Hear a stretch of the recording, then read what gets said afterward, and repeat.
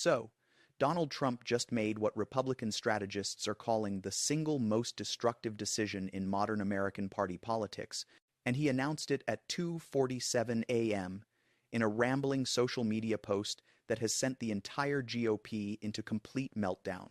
For months, Republican Party leadership has been trying to navigate an impossible situation where Trump remains politically powerful among the base while facing multiple felony convictions and potential prison time. Party officials have been walking a tightrope, trying to keep Trump's supporters engaged, while also preparing for a future where Trump can't be the nominee due to his legal problems. But early this morning, Trump apparently decided he was tired of waiting for the party to make decisions about his political future.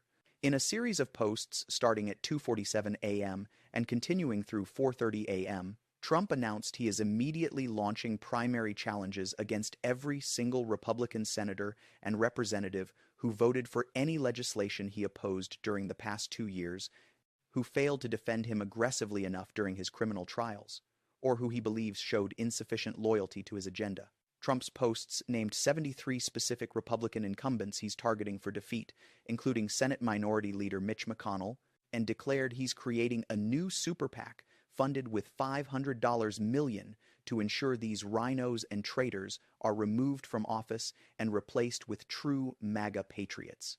It's honestly hard to believe Trump just declared war on his own party's leadership and majority of its elected officials in the middle of the night. This isn't just about Trump criticizing some Republicans or endorsing a few primary challengers. We're talking about a coordinated effort to purge 3/4 of the Republican Congressional Caucus, replace them with Trump loyalists, and fundamentally reshape the party as a vehicle for his personal agenda, regardless of the electoral consequences. And trust me, the reaction from the 73 targeted Republicans, from party leadership trying to hold the coalition together, and from donors who see this as a path to permanent minority status, reveals this late-night decision could fracture the GOP so severely it may never recover as a competitive national party. The stakes have never been higher, the divisions more severe, and the potential for Republican electoral catastrophe more real. Let me fill you in on what exactly Trump announced in his early morning posts and why Republicans from every faction are calling this decision politically suicidal for the party. Here's the scoop on the late-night decision that's sending shockwaves through Republican politics. Trump's social media posts started appearing at 2:47 a.m. Eastern Time, which immediately raised questions about his state of mind and decision-making process. According to sources close to Trump who spoke with the New York Times, Trump had spent Tuesday evening at Mar-a-Lago meeting with a small group of hardcore MAGA advisors, including Steve Bannon, Kash Patel, and Roger Stone.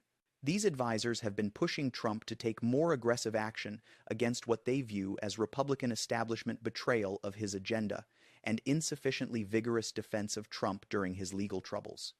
The meeting apparently lasted until after midnight, with Trump becoming increasingly agitated about recent Republican actions he viewed as disloyal.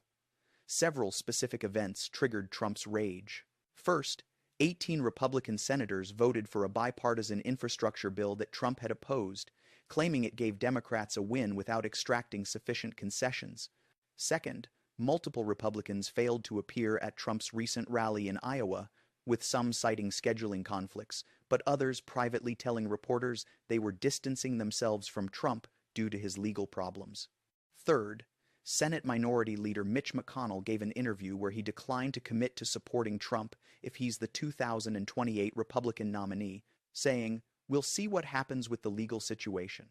These perceived slights festered during the late-night meeting, with Trump's advisors encouraging his anger and suggesting dramatic action was needed to send a message that Trump still controls the Republican Party. According to CNN's reporting from sources familiar with the discussions, the advisors presented Trump with a list of every Republican member of Congress, along with their voting records on key Trump priorities, their public statements about Trump's legal cases, and their attendance at Trump events. The advisors categorized members as loyal, unreliable, or traitors based on these metrics. The list identified 73 Republicans, 15 senators, and 58 House members as targets for primary challenges. The list included Mitch McConnell for his lukewarm support of Trump, Mitt Romney for voting to convict Trump in both impeachment trials, Lisa Murkowski for her frequent bipartisan votes, Susan Collins for similar reasons, and dozens of House members from competitive districts who've tried to maintain some independence from Trump to appeal to moderate voters. The advisors urged Trump to announce he would personally support primary challengers against all 73 and commit resources to ensuring their defeat. Trump, according to sources, became increasingly enthusiastic about this idea as the night wore on. He started drafting social media posts on his phone, sharing them with the group, and revising based on their encouragement. By 2:47 a.m., Trump posted the first message declaring, "The Republican Party has too many weak rhinos who care more about what the fake news media says than about fighting for the America First agenda. Time to clean house and elect real Republicans who will fight." This was followed by rapid-fire posts naming specific members Trump views as disloyal. He wrote that Mitch McConnell has been a disaster for Republicans, constantly surrendering to Democrats and refusing to fight. Kentucky deserves better. I'll be supporting a primary challenger to give them a real conservative leader. About Mitt Romney. Romney voted to impeach me twice based on hoaxes. He's a disgrace to the Republican Party and Utah. Time for him to go. Similar attacks followed against dozens of other Republicans. Then at 3:42 a.m., Trump posted the most consequential announcement. He declared he was creating a new super PAC called America First Victory Fund that would be funded with $500 million from his campaign accounts, personal funds, and major donors he'd secured commitments from. This super PAC's sole purpose would be supporting primary challengers against the 73 targeted Republicans. Trump wrote, "I've already secured $500 million to make sure these traitors are removed from Congress.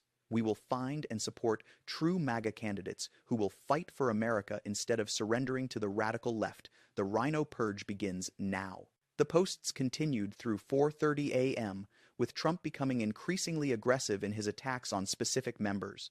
He called Senator John Thune pathetic and weak, labeled Representative Don Bacon a Democrat in disguise, and suggested that any Republican not on his target list should get in line or face the same fate. The final post at 4:30 a.m. read, "This is the beginning of the new Republican Party. Either you're with MAGA or you're against us. There's no middle ground anymore. Choose wisely." And now it's Wednesday morning.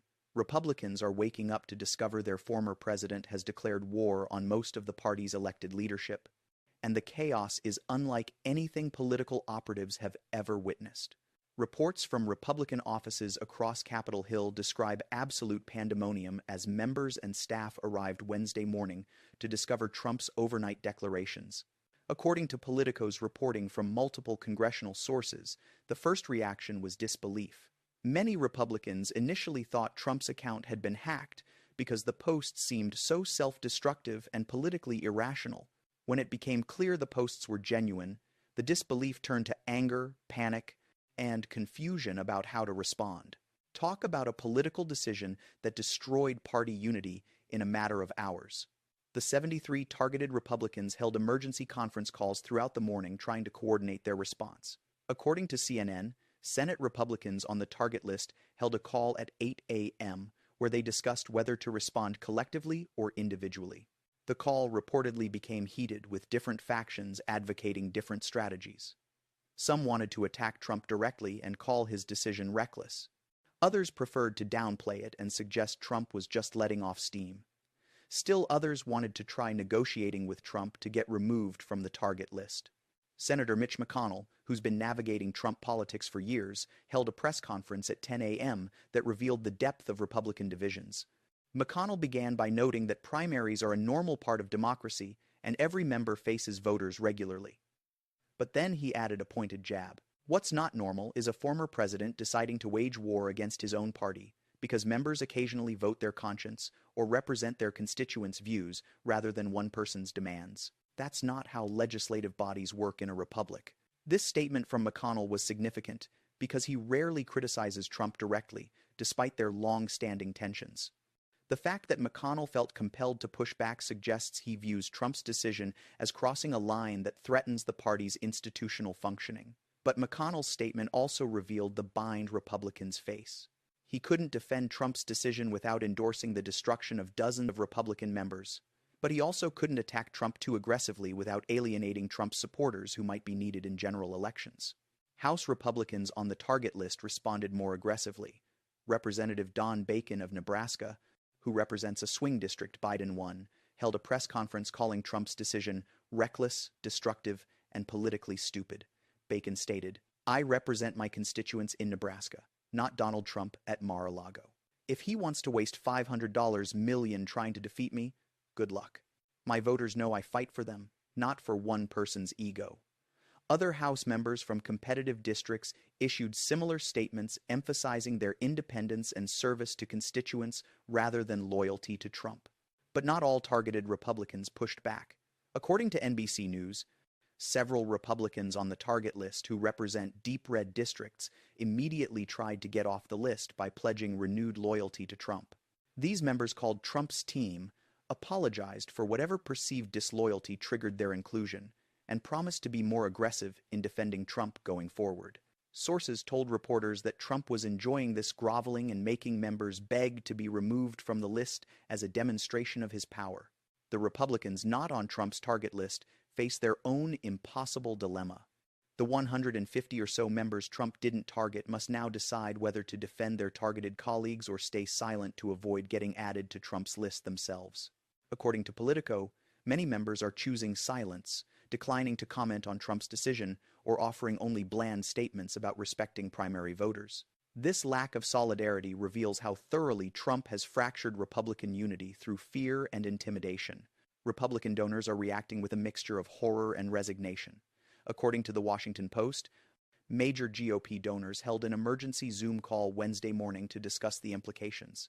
Several donors expressed fury that Trump is threatening to waste $500 million on intra-party warfare rather than preparing to compete against Democrats.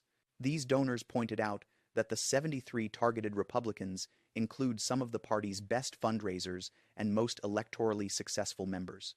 Defeating them in primaries would likely result in nominating extreme candidates who lose in general elections, costing Republicans Senate and House seats. But other donors on the call defended Trump's decision, arguing the party needs to be unified around Trump's agenda and that members who don't support him are liabilities anyway. One donor reportedly said, "If these rhinos won't fight for Trump, what good are they? Better to have 30 real MAGA senators than 50 weak Republicans who cave to Democrats." This view reflects a faction of Republican donors who prioritize ideological purity over electoral success. The conversation on the donor call became so contentious that it ended without any consensus on how to respond. Several donors indicated they would reduce giving to national Republican committees that might support Trump's primary challenges. Others pledged to fund Trump's super PAC to help with the purge. The donor split mirrors the broader party fracture, with no faction having clear numerical superiority. Now, this isn't the first time Trump has threatened to primary Republicans he views as disloyal or attacked members of his own party for insufficient fealty. His entire approach to party leadership has been based on demanding absolute loyalty and punishing anyone who shows independence. Trump has never accepted that legislative bodies require coalition building and compromise, viewing any deviation from his positions as betrayal worthy of retaliation. We've spotted this pattern throughout Trump's political career. Just think about what happened to Jeff Flake, the Arizona senator who criticized Trump and voted against some Trump priorities. Trump repeatedly attacked Flake on social media and encouraged primary challengers. Flake eventually decided not to seek re-election in 2018, citing the impossibility of winning a Republican primary while maintaining independence from Trump. Trump viewed Flake's retirement as a victory and proof that attacking disloyal Republicans works.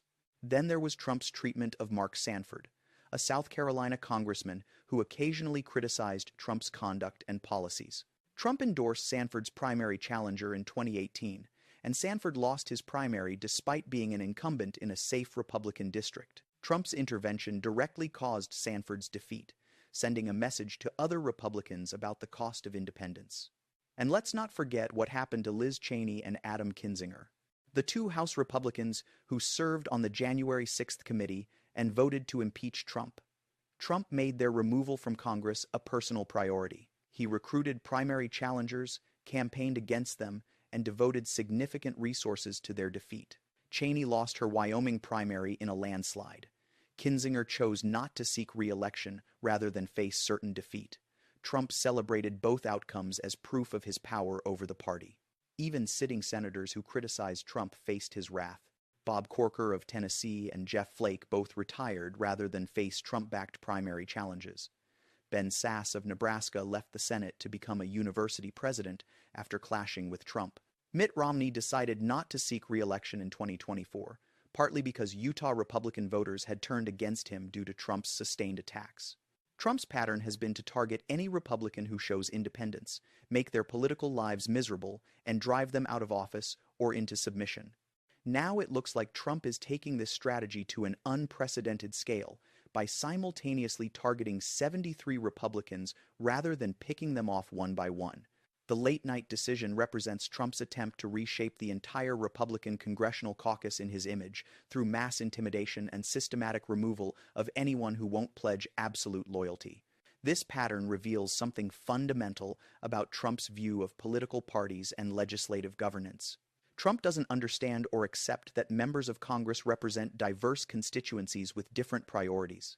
He views the Republican Party as a vehicle for his personal agenda that should move in lockstep with his demands. Any member who votes based on constituent preferences or personal judgment rather than Trump's instructions is viewed as a traitor who must be removed. When a former president announces at 2:47 a.m. that he's spending $500 million to primary 73 members of his own party for insufficient loyalty, you're looking at someone who views politics as personal fealty rather than coalition governance. So here's where it gets really interesting.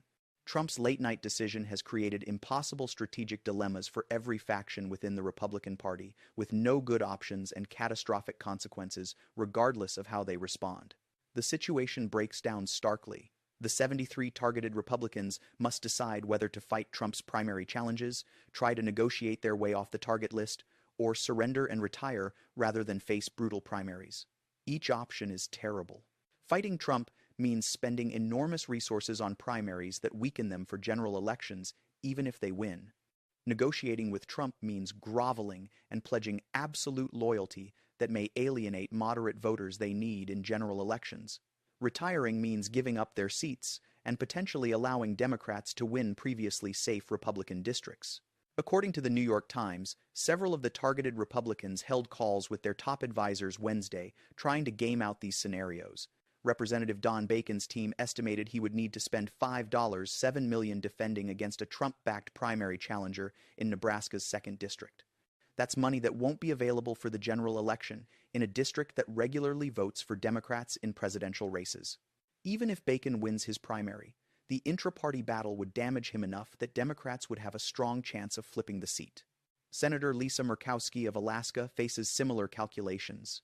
Murkowski won re-election in 2022 as a write-in candidate after losing the Republican primary, proving she can win without party support. But Trump's personal involvement and $500 million war chest makes 2026 more challenging. Murkowski must decide whether to compete in the Republican primary and face Trump's attacks, or skip the primary again and run as an independent, risking vote splitting that could elect a Democrat. The Republicans, not on Trump's target list, face their own impossible choices. Supporting their targeted colleagues means risking getting added to Trump's list themselves. Staying silent means abandoning colleagues and encouraging Trump to keep targeting members.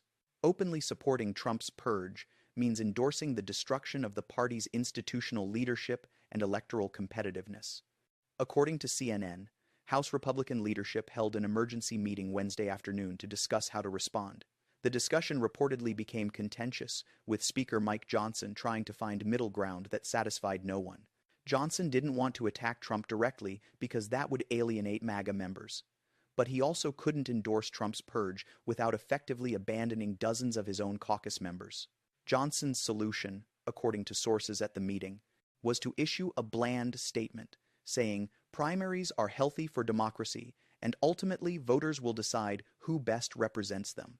This statement infuriated the targeted members who expected leadership to defend them against Trump's attacks. But it also didn't satisfy Trump's allies who wanted leadership to explicitly endorse the purge. Johnson's attempted neutrality pleased no one and revealed the impossibility of holding together a coalition where the party's most powerful figure has declared war on the party's institutional leadership. Republican donors face similar impossible choices. Supporting the targeted incumbents means fighting against Trump and his $500 million war chest. Supporting Trump's challengers means helping elect potentially unelectable candidates who will lose general elections. Staying neutral means watching the party tear itself apart without trying to prevent the catastrophe. According to Politico, the National Republican Senatorial Committee and National Republican Congressional Committee held emergency meetings with major donors Wednesday to discuss how to handle the situation. The committees can't formally support or oppose primary candidates, but they can signal which candidates they view as viable in general elections. Several donors urged the committees to make clear statements defending the targeted incumbents as the party's best chance to win competitive races. But Trump has made clear that any committee or party institution that opposes his purge will face retaliation. He posted Wednesday afternoon, "Any so-called Republican committee or organization that supports my target list, instead of supporting true MAGA patriots, will get zero support from me and will be viewed as part of the establishment swamp that needs to be drained." This threat puts party committees in an impossible bind where supporting their own incumbents triggers Trump's opposition. So everyone is trapped by Trump's decision with no good options. The targeted Republicans face career-ending primaries or humiliating submission. Republican leadership must choose between defending colleagues and staying in Trump's good graces. Donors must decide whether to fund intra-party warfare or watch the party fracture. And all of this is happening because Trump made an impulsive decision at 2:47 a.m. while surrounded by advisors who encouraged his worst instincts. Now here's the kicker. Trump's late-night decision is having immediate catastrophic consequences for Republican electoral prospects and party unity that go far beyond just the 73 targeted members. Democrats immediately recognized Trump's announcement as a massive political gift. According to NBC News, the Democratic National Committee held a call Wednesday morning where party officials discussed how to capitalize on Republican chaos. Democrats are planning to run ads in competitive districts, highlighting Trump's attacks on Republican incumbents and arguing that the GOP is more focused on internal warfare than governing. In districts where Trump is backing primary challengers against Republican incumbents, Democrats are preparing to support the MAGA challengers in Republican primaries through crossover voting and indirect assistance. The strategy is to help nominate extreme Trump loyalists who will be easier to defeat in general elections. According to the Washington Post, Democratic strategists believe they could flip 10 to 15 House seats that are currently held by targeted moderate Republicans if those Republicans lose primaries to MAGA challengers. Senate Democrats see even greater opportunities. The 5 Republican senators on Trump's target list who are up for re-election in 2026, Murkowski, Collins, Tillis, Cornyn, and McConnell, represent a mix of competitive and safe seats. If Trump succeeds in primarying any of them with hard-right challengers, those seats become more competitive for Democrats. Even in states where Democrats are unlikely to win, forcing Republicans to spend resources on primaries benefits Democrats by draining GOP resources. Polling conducted in the 48 hours after Trump's announcement shows immediate damage to Republican prospects.